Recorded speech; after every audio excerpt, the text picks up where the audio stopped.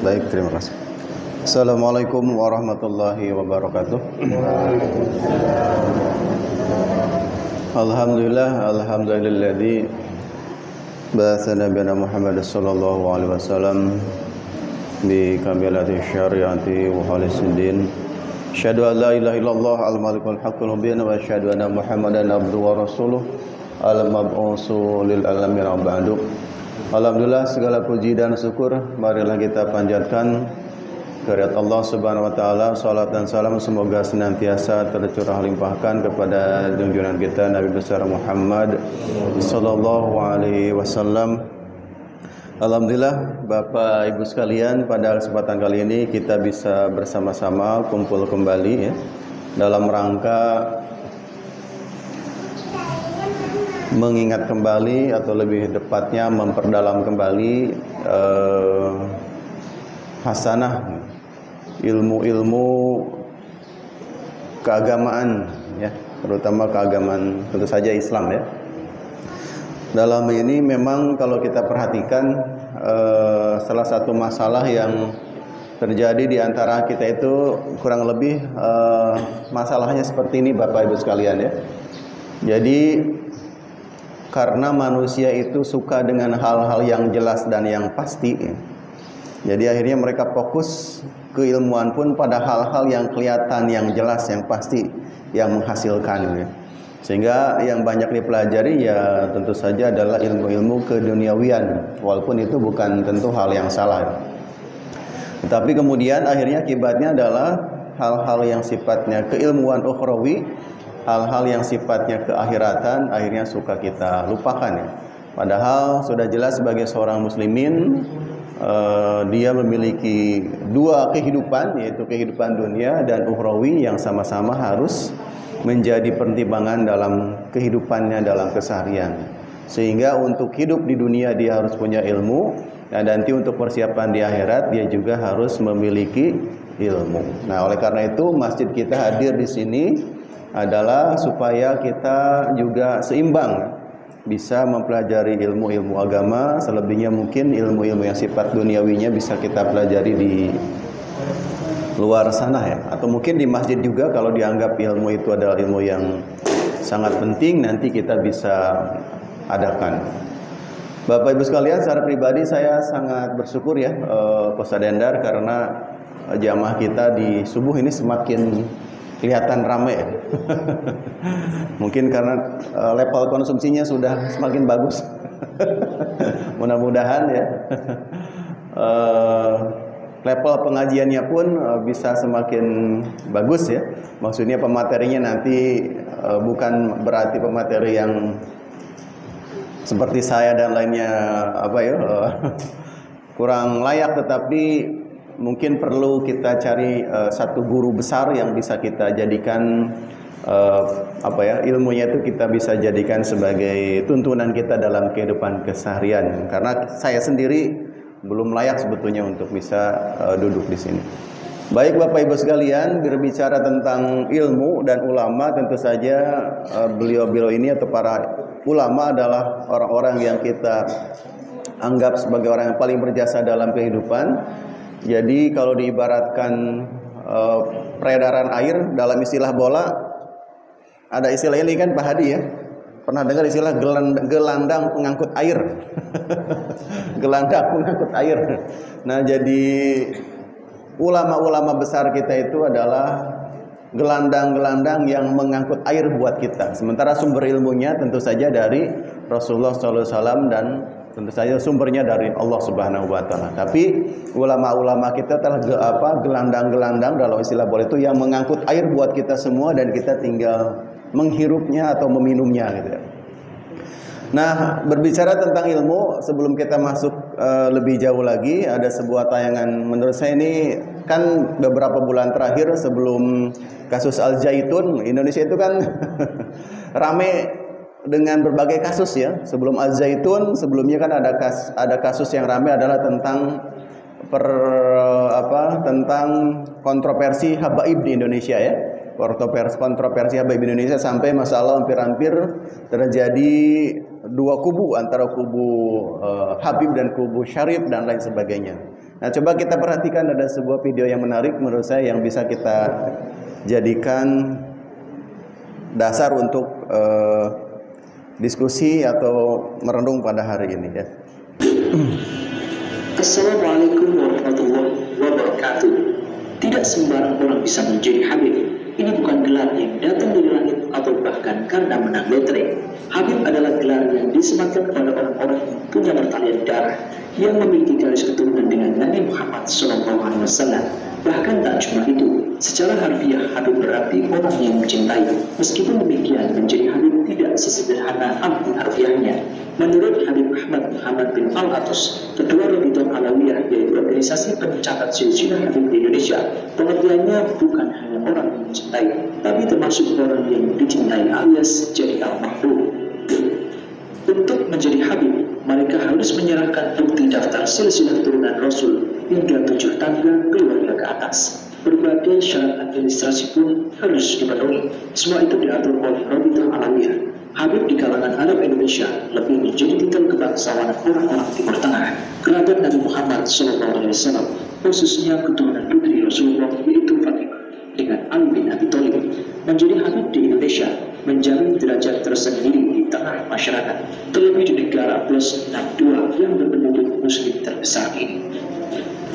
Meski demikian, tak semua memandang menjadi hal yang utama.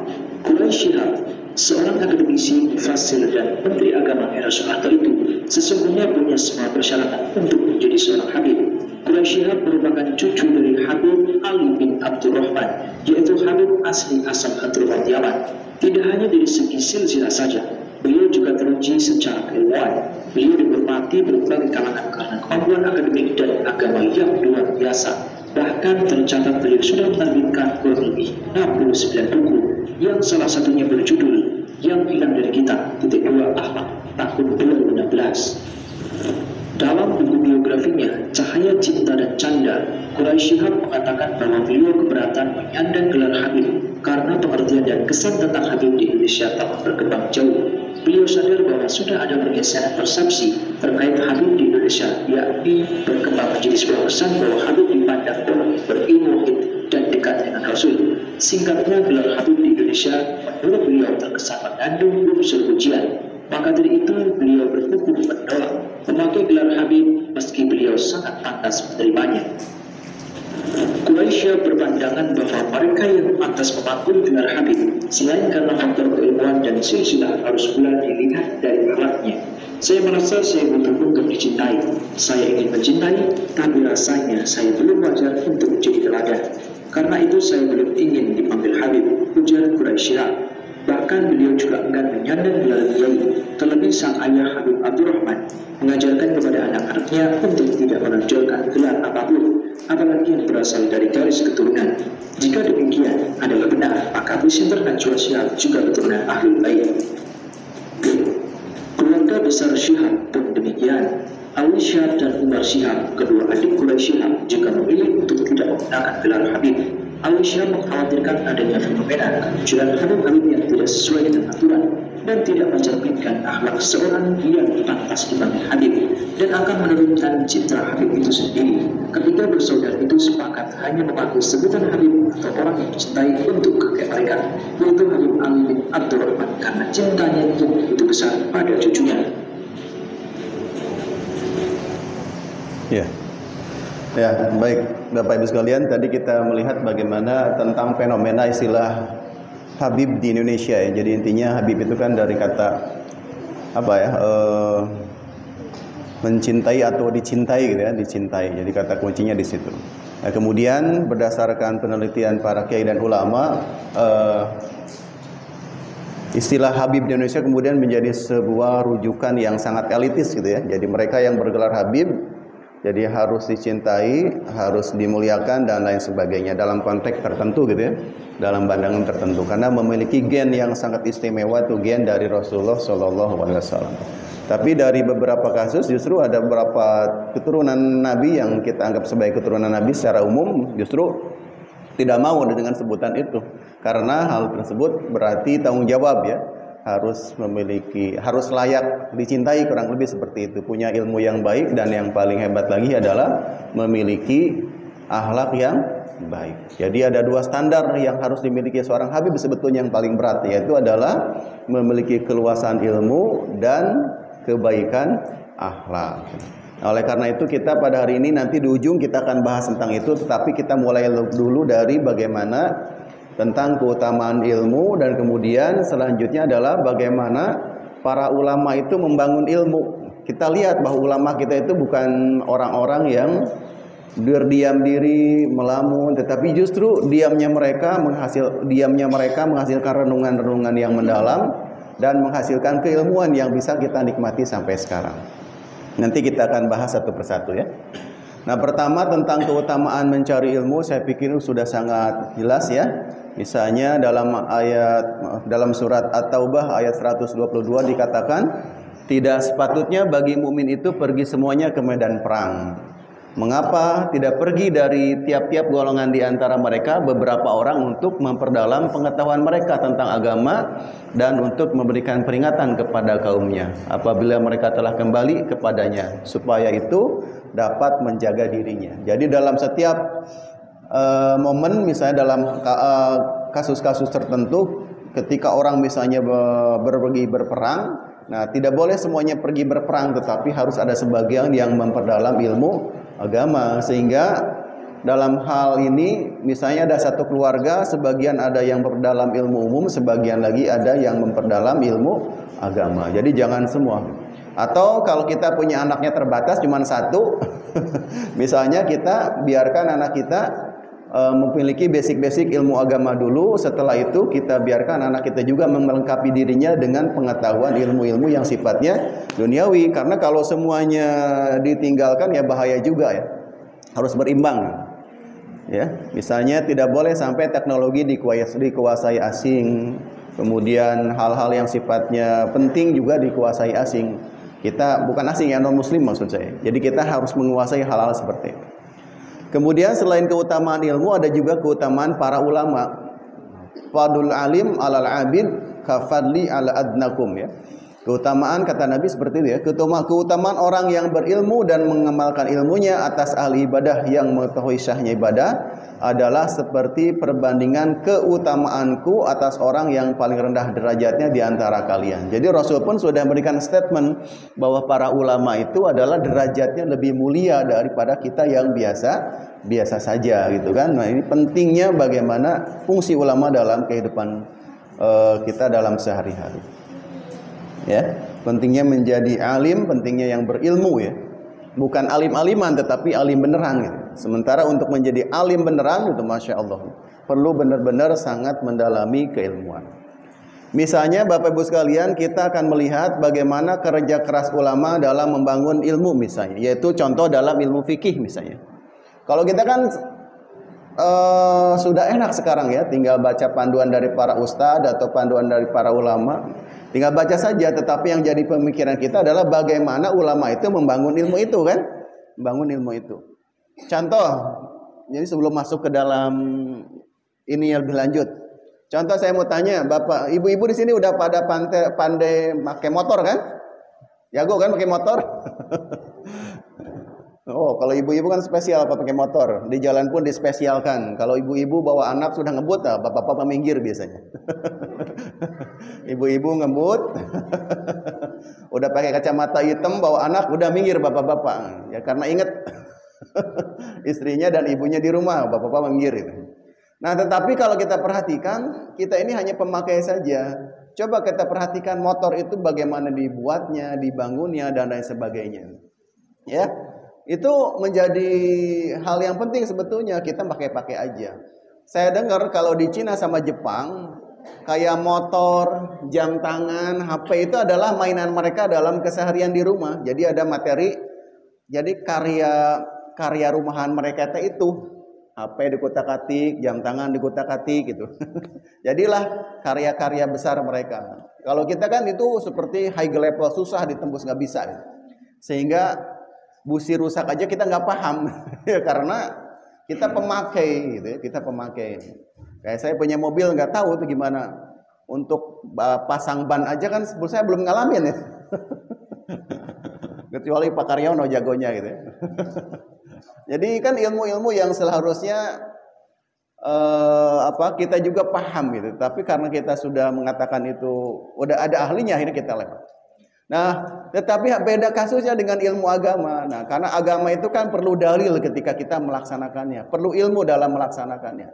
Oleh karena itu minimal kita paham runtutan bagaimana ilmu itu dibangun. Maksud saya itu saja yang ingin saya sampaikan ya. Kalau kita mungkin tidak bisa menguasai ilmu fikih, tetapi minimal kita tahu bagaimana rangkaian para ulama kemudian bisa membuat fikih gitu kan. Rangkaian memahaminya, polanya seperti apa. Karena kalau jadi selevel mereka sangat jauh ya. Misalnya contoh dalam ilmu fikih ya. Para ulama salaf mendefinisikan ilmu fikih adalah ilmu yang mempelajari hukum-hukum syar'i yang sifatnya amalia, serta hukum tersebut diistinbat atau digali dari dalil-dalil yang terperinci. Jadi ilmu fikih adalah ilmu yang mempelajari hukum-hukum syara yang digali dari dalil-dalil yang terperinci. Nah, proses menggalinya itu yang susah mah gitu. Proses menggali dalilnya itu dari Al-Quran itu kan ada sekian puluh ribu ayat, ada sekian puluh surat. Kita hanya bisa baca mungkin bacaan Qurannya, bahasa Arabnya.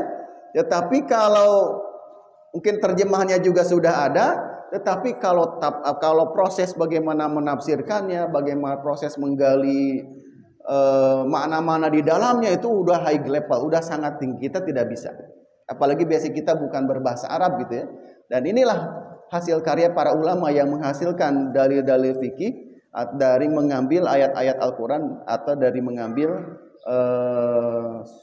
dari hadis Nabi dan lain sebagainya. Selanjutnya kita juga mungkin pernah dengar istilah usul fikih. Mungkin yang sekolahnya pernah di sanawiyah atau aliyah paham ya. Kalau saya basicnya umum ya, basicnya umum. Jadi mengetahui fikih usul fikih itu belakangan, tapi kalau yang sudah sanawiyah aliyah pasti sudah paham ya. Dan di antara kita kan kebanyakan umum sekolahnya ya. Kecuali saya dengar informasi di daerah Pak Rusdi itu Sukabumi. Jadi kalau di Sukabumi ketika ada sekolah dasar umum dengan madrasah ibtidaiyah, maka yang paling laku di situ madrasah ibtidaiyah, Pak. Karena tren mereka itu merasa lebih elit kalau mengambil sekolah agama. Gitu ya Pak Rusdi ya. Pak Rusdi ini lulusan MAN ini. Ya Pak Rusdi ya. Umum. Tapi pasti walaupun umum di Sukabumi itu ikut sekolah ini Pak ya, ada sekolah agama namanya ya. Nah itu. Yang spesial di Sukabumi itu adalah selain sekolah dasar umum, ada juga sorenya itu mereka ikut sekolah agama. Nah, di beberapa daerah itu tidak ada. Beruntung di kita ada namanya TPQ. Nah, di daerah Sukabumi itu khusus terkenal ya. Nah, begitu juga ada istilah usul fikih ya. Usul fikih menurut Al-Harawi adalah mengetahui sesuatu yang dapat mengantarkan kepada pengambilan hukum fikih dari dalil-dalilnya. Jadi kalau usul fikih adalah bagaimana kalau tadi fikih adalah istilahnya itu nanti di depan ya ada istilahnya. Nah, di depan ini perbedaannya nih. Usul fikih adalah dasar pijakan bagi ilmu fikih, sedangkan fikih sendiri merupakan hasil atau produk dari usul fikih. Jadi usul fikih itu adalah prosesnya dan fikih adalah produknya. Ya. Usul fikih lebih ke teoritis, sedangkan fikih lebih ke praktis. Jadi bagaimana kita hukum berwudu dari mulai awal sampai akhir itu ditentukannya mungkin dari usul fikih dan fikih. Nah ini agak susah ya menerangkan karena harus ini. Kita langsung contoh-contoh aja langsung ya. Nah, kaidah-kaidah syariah, jadi seluruh ilmu agama yang kita miliki sekarang itu, ya, itu ada beberapa dalil atau kaidah-kaidah yang sudah dibentuk. Kita kan tinggal makainya, cara sholatnya, cara wudunya, cara sholatnya, cara zakatnya dan lain sebagainya. Nah, proses yang menghantarkan itu semua ada yang disebut dengan kaidah. Namanya ada kaidah usuliyah, kaidah fiqhiyah dan dobit fiqhiyah. Kaidah itu semacam teori yang dipelajari para ulama. Contohnya kayak gini nih. Contoh, ketika mendidih itu kan ada rumusnya. Pada titik derajat tertentu itu air disebut mendidih. Bisa dipahami ya? Bisa disebut mendidih. ya. Ketika semen dan pasir dicampurkan, mereka dua unsur ini atau dua hal ini akan mengeras pada titik tertentu. Itu namanya teori kan? Teori. Jadi hal-hal yang sifatnya sudah umum. Yang sifatnya umum. Air mendidih pada titik derajat tertentu. Itu namanya teori. Jadi di titik derajat tertentu, misalnya di 50 derajat, air mendidih. Udah pasti terjadi di mana-mana. Semen dan ada semen dengan pasir ketika diaduk dengan air pada menit-menit tertentu dia akan mengeras. Nah, itu namanya teori itu ya.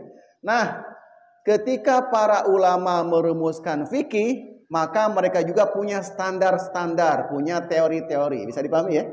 Punya teori-teori, punya standar-standar. Nah, standar itu disebut dengan apa? Kaidah. Nah, itu. Harus hati-hati nerangin ya. Saya juga agak pusing.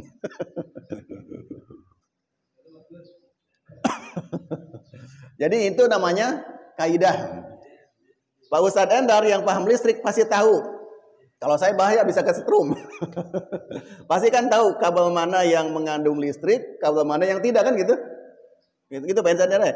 Ada yang sifatnya apa istilahnya? Ardo ya, yang dimasukkan ke tanah ya tidak ada unsur listrik. Nah, ulama juga begitu. Ketika para ulama ini menyentuh atau membaca Al-Quran dan As-Sunnah atau hadis, beliau-beliau ini tahu kaidah-kaidah apa untuk mengaksesnya, untuk masuk ke dalamnya, untuk masuk ke hadis aksesnya seperti ini, untuk masuk ke Quran aksesnya seperti ini. Jadi nggak sembarangan. Kalau kita kan asal baca, nah itu yang dimaksud dengan para ulama, jangan sembarangan memberikan tafsir karena ada kaidahnya. Bisa dipahami nggak sampai ini Bapak Ibu? Bisa ya? Nah. Jadi seperti halnya kita mau memegang listrik, ngatur ini dan itu, ya, itu ada pedomannya. Begitu juga kita kalau mau mengambil dalil dari Quran dan hadis, itu nggak boleh sembarangan comot karena ada kaidahnya. Bisa dipahami ya? Jelas ya? Jadi seperti itu. Ada kaidah-kaidahnya. Oleh karena itu, maka ketika belajar Quran dan hadis, ya, maka kita harus dipandu oleh seorang guru yang paham kaidah-kaidahnya. Nggak boleh sembarangan pakai ini, nggak boleh sembarangan pakai itu, karena ada kaidah-kaidah yang mengaturnya. Nah, kaidah-kaidah itu disebut dengan kaidah syariat. Yang dibagi lagi anak pinaknya banyak Bu. Ada kaidah usul, ada kaidah fikih, ada dobit fikih dan lain sebagainya. Pusing ya? Kalau pusing nggak apa-apa, berarti kita belajar sama-sama. Nah, contoh deh, dicontohin ya. Biasanya kalau pakai contoh mudah ya. Contoh kaidah usuliyah misalnya. Al-aslu fil amri lil wujub illa ma dzala adalil ala hilafihi. Nah, ini teori yang dirumuskan para ulama. Seperti seorang ahli listrik mengatakan, kalau kamu mau megang listrik, perhatikan mana yang mengandung listrik, mana yang tidak, dan gunakan sarung tangan yang misalnya tidak mengantarkan listrik, kayak gitu kan. Nah, ini dalil ini tidak ada di dalam Al-Quran Pak, dalil ini tidak ada dalam hadis Pak, tetapi siapa yang merumuskan? Para ulama. Bisa dipahami ya? Para ulama, berarti ini kan kerja keras para ulama. Jadi para ulama itu supaya kita tidak sembarangan memberikan dalil, tidak sembarangan mengambil hukum, ada aturan yang dibuat oleh para ulama karena mereka sudah berdiskusi, sudah memikirkan sana dan sini, kemudian membuat aturan-aturan main agar kita tidak salah dalam mengambil dalil. Contoh, ini salah satu teori yang dirumuskan oleh para ulama. Hukum dasar dalam perintah itu wajib, kecuali terdapat dalil yang menjelaskan tentang perbedaannya. Contoh, Bapak Ibu sekalian, kalau membaca Al-Quran kan di situ banyak redaksi-redaksi Quran yang sifatnya itu perintah, betul kan? Sifatnya perintah. Nah, pertanyaan saya, apakah semua perintah dalam Al-Quran itu wajib? Nah, itu pertanyaannya, coba ayo. Apakah seluruh perintah dalam Al-Quran itu wajib? Ayo gimana? Ini kan penjelasannya kata ulama. Hukum dasar dalam perintah itu pada dasarnya kata perintah di dalam Al-Quran itu wajib, tetapi kecuali terdapat dalil yang menjelaskan tentang perbedaannya. Berarti dalam Al-Quran itu ada perintah-perintah yang wajib, tetapi kalau ada penjelasan berikutnya bisa saja itu maknanya tidak wajib, bisa saja sunnah atau boleh. Bisa dipahami? Pahami, Pak? Kayak gitu. Dan itu kita tidak bisa memahami itu kecuali dengan kaidah usul fikih. Berat ya? Mini. Saya juga pusing. Ya, minum dulu. Minum dulu.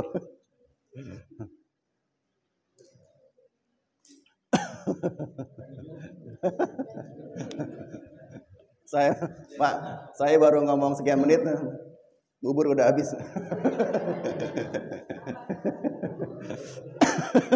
Alhamdulillah, hari yang berkah.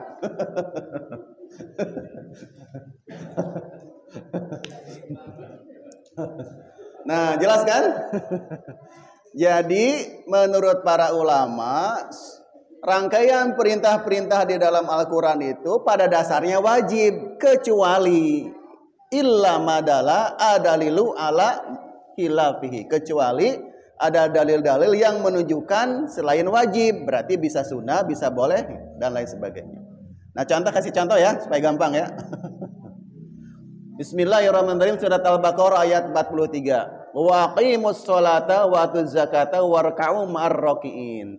Dan dirikanlah solat, tunaikanlah zakat, dan rukulah beserta orang-orang yang ruku. Nah, amar, kata amar itu perintah ya, dalam bahasa Arab itu amar itu perintah. Kata perintah dalam ayat di atas menunjukkan kewajiban. Kenapa? Karena didukung dengan dalil-dalil yang lain. Misalnya dalam hadis, Rasulullah tidak pernah meninggalkan sholat. Dan Rasulullah ada perintah, sholatlah kalian seperti kalian melihat aku sholat. Berarti itu menunjukkan bahwa sholat, ruku dan lain sebagainya itu adalah wajib. Bisa dipahami ya? Oke, berarti dalil ini perintah dalam ayat Al-Quran ini menunjukkan kewajiban. Nah, sekarang berikutnya nih. Ini tentang kasus hamba sahaya waktu itu di zaman Nabi, budak belian, Bu ya. Apabila hamba sahaya yang kamu miliki menginginkan perjanjian, hendaklah kamu buat perjanjian dengan mereka jika kamu mengetahui ada kebaikan pada mereka. Berikanlah kepada mereka sebagian harta Allah yang dikaruniakan kepadanya. Di sini kata perintahnya dalam terjemahan dulu mana? Kata perintahnya, hendaklah dan berikanlah. Bakat tibu, nah itu kata amarnya ya. Wa atuhum, nah itu adalah kata perintahnya semuanya. Nah, ini kira-kira perintah dalam kalimat atau dalam ayat ini menunjukkan kewajiban atau sunnah? Nah, sini apa? Ternyata ini adalah perintah yang menunjukkan sunnah atau kebolehan. Udah jam 6 ya. Udah jam 6. Nah, contohnya kayak gitu ya. Contohnya kayak gitu. Yang ini contohnya menunjukkan sunnah. Jadi boleh membuat perjanjian, misalnya ada seorang hamba sahaya pengen membebaskan diri, boleh melakukan perjanjian dengan tuannya, nah, itu boleh. Nah, satu lagi ada contoh, ya ayyuhalladzina amanu idza tadayantum bidainin ila ajalin musamma faktubuh. Wahai orang-orang yang beriman, apabila kamu melakukan utang piutang untuk waktu yang ditentukan, hendaklah kamu menuliskannya. Namun hendaklah di sini kamu menuliskannya, ini adalah perintah yang menunjukkan kebolehan, bukan kewajiban. Nah, hal-hal seperti ini kita tidak paham kan? Kecuali kalau kita mengikuti panduan para ulama. Itu kaidah-kaidah usuli. Nah, begitu juga ada kaidah fikih misalnya ya. Sudah jelas intinya seperti itu ya. Ya, intinya jelas. Jelasnya kita pusing. Jadi intinya semua ketika kita mau mengambil dalil Al-Quran ataupun dalil hadis, jangan sembarangan, karena ada hal-hal tertentu yang sifatnya itu ada kaidah-kaidah yang mengatur dan kita tidak boleh sembarangan membuatnya. Nah, kita lewat saja ya. Nah, itu karena nah, ini adalah dalil-dalil usuli dan dalil-dalil fikih yang dibuat oleh para ulama. Yang saya ibaratkan tadi saya ulangi ya. Jadi ketika kita mau memegang listrik, ada aturan-aturan dari para ahli. Ini caranya. Begitu juga ketika kita akan mengambil dalil dari Quran dan hadis, ada aturan-aturan mainnya. Harus paham usul fikih dan harus paham dalil-dalil fikih. Itu aja kata kuncinya ya. Jadi harus memahami itu. Jadi tidak bisa sembarangan. Nah, ini buat apa? Hal-hal seperti ini atau kaidah-kaidah yang kita sebutkan tadi itu tidak dibuat sembarangan, tetapi oleh para ahli. Di antaranya adalah para ulama ahli mazhab. Di antaranya adalah misalnya ada Imam Hanafi, ada Imam Maliki, ada Imam Syafi'i, ada Imam Hambali. Nah, coba kita kenali makam siapa yang paling mewah di sini? Ada Imam Syafi'i, ada Imam Malik. Ini memang karena faktor keyakinan fikih yang berbeda-beda ya. Jadi perlakuan pada kuburannya pun berbeda. Jadi ini Imam Malik ya. Kalau kita lihat juga misalnya makam Mbah Mun ya, itu tidak ada nisannya gitu ya, tidak ada nisannya. Nah, kalau kita mungkin melihatnya sebagai ini tidak ada penghargaan kepada ulama, tetapi mungkin orang-orang di sana punya pendapat lain ya. Ini masalah fikih memang susah kalau masalah. Yang jelas kalau di Indonesia makam Imam Malik, Pak Ustadz Nendar tidak akan seperti itu ya. Makam Imam Malik ya tidak akan seperti itu, minimal ada nisannya. Gitu. Tapi ini karena letaknya di sana, paham fikihnya berbeda ya, jadinya seperti itu. Kita tidak boleh menghujat ya, tapi ya memang seperti itu keadaan. Nah, begitu juga Bapak Ibu sekalian, itu ketika mengambil dalil dari Al-Quran. Begitu juga ketika kita mau menafsirkan, nggak boleh sembarangan. Nah, masalah huruf aja, masalah al-ma'rifat dan nakiroh itu bisa berbeda maknanya. Misalnya kaidah ilmu tafsir, ada ma'rifat dan nakiroh. Jadi Bapak Ibu saya kasih contoh yang gampang. Kalau ada kata yang ujungnya itu pakai tanwin di ujungnya, itu namanya nakiroh. Bisa dipahami ya? Kalau ada satu kata itu ujungnya ada tanwin, itu namanya nakiroh, umum. Tetapi kalau ada alif lam itu namanya ma'rifat. Paham ya? Jadi kalau dalam bahasa Arab ada kata isim yang di situ ujungnya tanwin itu namanya nakiroh. Tetapi kalau ada isim yang pakai alif lam itu namanya ma'rifat. Nah, ma'rifat itu tapi bukan hanya alif lam, nanti ada definisi-definisi lain ini. Ya, kayak gitu. Contohnya. Nah, misalnya dalam surat Al-Fatihah ketika ma'rifat bersambung dengan nama, maka itu artinya pujian, memuliakan. Contohnya dalam kalimat, ini ada alif lam kan? Ar-Rahman, Ar-Rahim. Ini namanya ma'rifat Bu, karena ada alif lam. Coba cari nakiroh di sini, ada nggak nakiroh?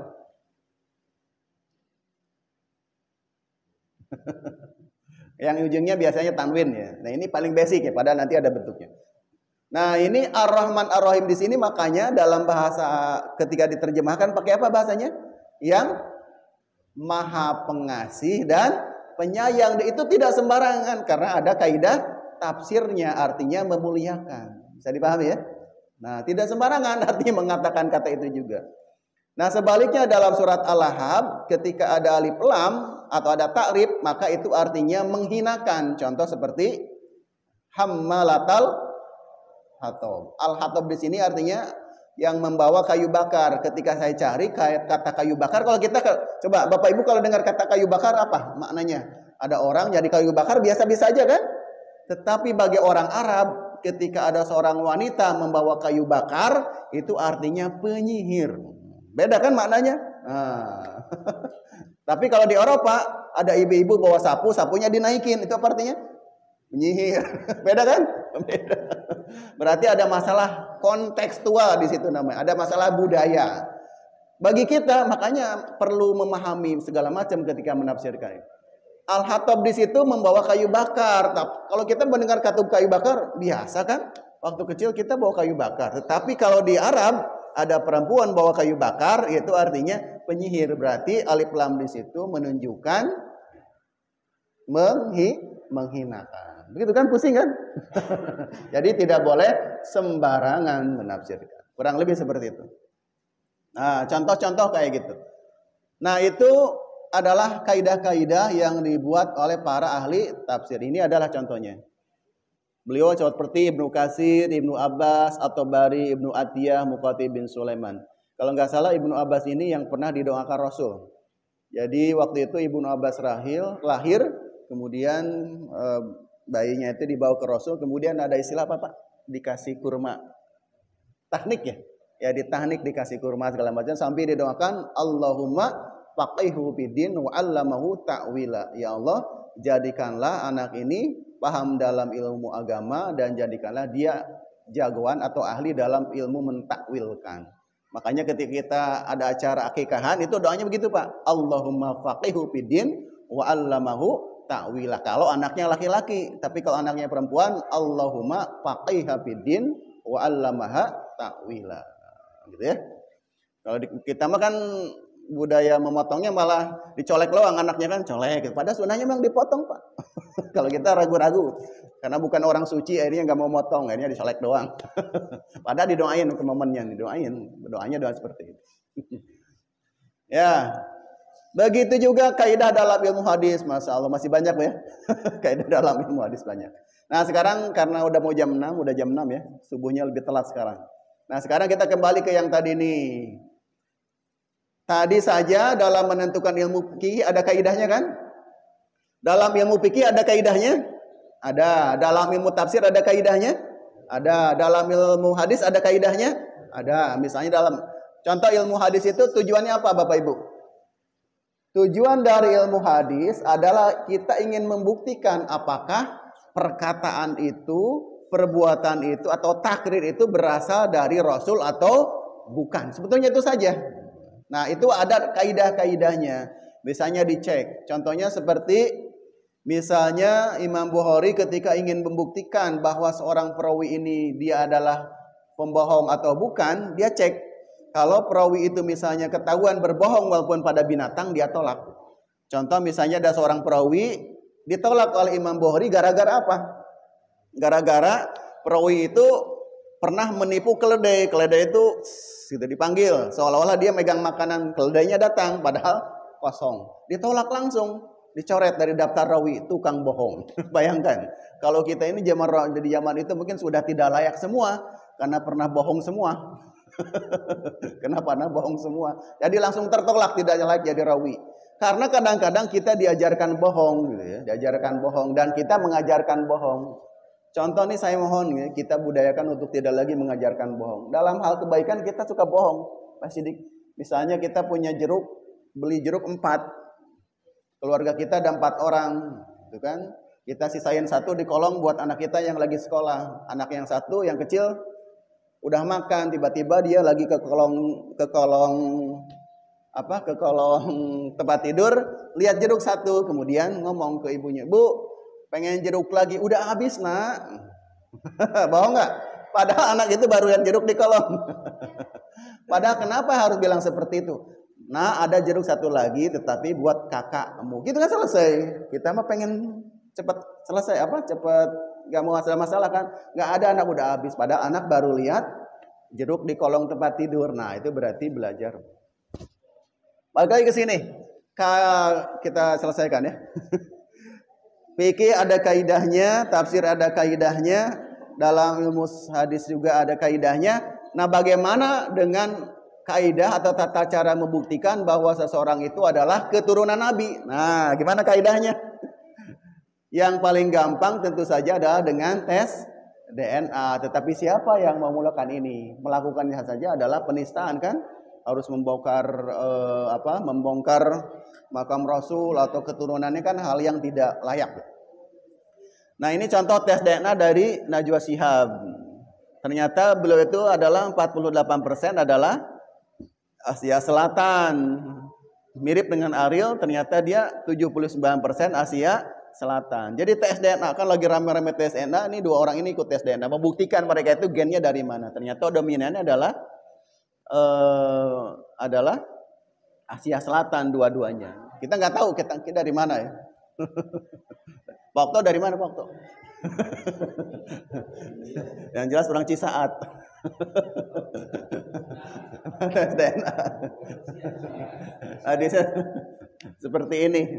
Berminat Pak Asep. Jangan-jangan dari mana Pak Asep tes DNA? Ya. Nah, ini yang dimaksudkan tes DNA itu kayak gitu. Ingin membuktikan ternyata tidak 100% dari mana. Campur gen kita udah nyampur dari berbagai hal gitu ya. Nah, kita masuk sedikit ya sebelum selesai ini terakhir ya. Maksudnya pembahasan terakhir. Nah, ini yang jadi sumber masalah. Ini adalah silsilah Bani Alawiyin yang tertulis tadi di Robitoh Alawiyah. Jadi untuk mengecek Habib-Habib itu berasa betul-betul Habib atau bukan, ada sebuah organisasi namanya Robitoh Alawiyah atau Alawiyin. Ada pusatnya. Tadi sudah disebutkan di video ya. Dan ini adalah silsilah bagaimana para habaib di Indonesia. Dimulai dari misalnya Siti Khadijah bersambung ke Fatimah, ke Sayyidah Fatimah, ke Husain, ke Ali Zainal, ke Al Bakir, ke Ja'far As-Shadiq, ke Ali Uraidi, ke An-Naqib, ke Isa Arumi, ke Ahmad bin Isa. Nah, yang jadi masalah itu adalah di titik yang ini, namanya Ubaidillah. Ya, Ubaidillah. Nah, ini yang jadi masalah. Dan ini yang dikritik oleh seorang ulama Banten yang lumayan cerdas pemikirannya. Nah, ini kita baca. Ini ada makalahnya, bisa diakses di Madinatul Ulum namanya. Itu cuma 2 lembar tapi jelas itu. Nah, di penisbatan Ubaidillah sebagai anak Ahmad ini tidak bisa dipertanggungjawabkan secara ilmiah karena kitab nasab tertua yaitu Tahzib An-Nasab dan Asy-Syajarah Al-Mubarakah menyatakan bahwa Ahmad tidak mempunyai anak bernama Ubaidillah. Jadi berdasarkan kitab-kitab nasab, nama Ubaidillah ini tidak diyakini merupakan anak dari Ahmad bin Isa. Gitu. Sehingga diragukan kalau ini adalah turunan Rasulullah gitu masalahnya. Tapi ini salah satu metode ya, jangan dulu percaya gitu ya. Jangan dulu percaya. Kan namanya juga ilmiah, bisa salah atau tidak sebelum dibuktikan dengan hal yang lain. Ini Ustaz Endar kira-kira yang jadi masalah. Ini ulama Banten yang mengkritisinya. Dengan demikian semua keturunan Ubaidillah berkedudukan sama, yaitu bahwa nasab mereka sebagai keturunan Nabi Muhammad SAW tertolak karena tidak terkonfirmasi secara ilmiah. Sampai, nah ini ada batasan ya kan? Sampai ditemukan kitab yang lebih tua yang ditulis abad keempat atau ketiga Hijriah yang menyebutkan bahwa Ubaidillah ini adalah betul-betul anak Ahmad dari bin Isa. Jadi masalahnya karena belum ketemu kitab yang mendukungnya saja sebetulnya. Kalau ketemu kitabnya, maka itu. Nah, selain itu ada juga yang mengkritisi. Misalnya dari situsnya Guru Gembul. Ini Guru Gembul, guru walaupun nyeleneh tapi pinter ya dari ilmu agama dan ilmu umumnya. Kita perhatikan. Jadi pola kelahiran Rasulullah pada anaknya. Misalnya Rasulullah punya keturunan Siti Fatimah di usia 34 tahun. Kemudian Sayyidah Fatimah punya putranya Hasan di usia 19 tahun. Husain, kemudian Husain itu kan kembaran Hasan ya, berarti satu usia ya. Husain ke pelajut Ali Zainal Abidin usia 33 tahun. Kemudian Ali Zainal Abidin ke Muhammad Al-Bakir adalah 17 tahun. Kemudian Muhammad Al-Bakir punya keturunan anak Ja'far namanya Ja'far As-Shadiq usianya 26 tahun. Sehingga ketika dirata-ratakan semua dari Rasulullah sampai keturunannya rata-rata punya anak di usia 26 tahun. Normal nggak? Normal kan? Nah, rata-rata kan bapak-bapak biasanya ibu-ibu nikahnya di atas 20 sampai 26 ya, kecuali kasus yang 17 19. Jadi rata-rata melahirkan anaknya atau punya keturunan di 26 tahun. Tetapi nah ini uniknya, tetapi ketika kasus maaf ya, yang dari Ahmad ke Ubaidillah ini punya anak di usia 40 tahun. Berarti nikah tua kan? Ubaidillah ke Ali 30 tahun, Ali ke Alwi 20 tahun, Alwi ke Muhammad 40 tahun, ada 60 tahun. Jadi dan yang mencurigakan katanya usianya selalu digenapkan di puluhan gitu. 40, 30, 20, 60. Jadi seolah-olah hanya ditebak-tebak gitu. Kalau ini kan runtut ya. Ada yang genapnya, ada yang ganjilnya gitu. Kalau ini bulat-bulat gitu kan, di bulat-bulat.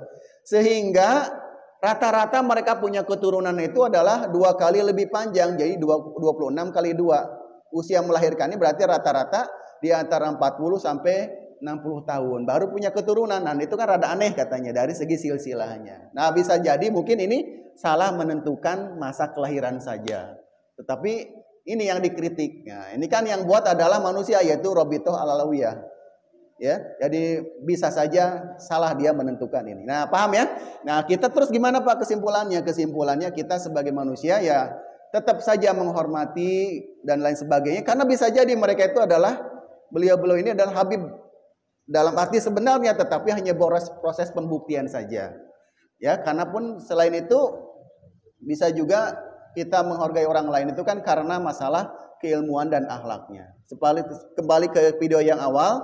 Usahakan kalau kita menghargai seseorang adalah dari sanadnya tentu saja, juga dari ilmunya dan juga dari akhlaknya yang paling penting.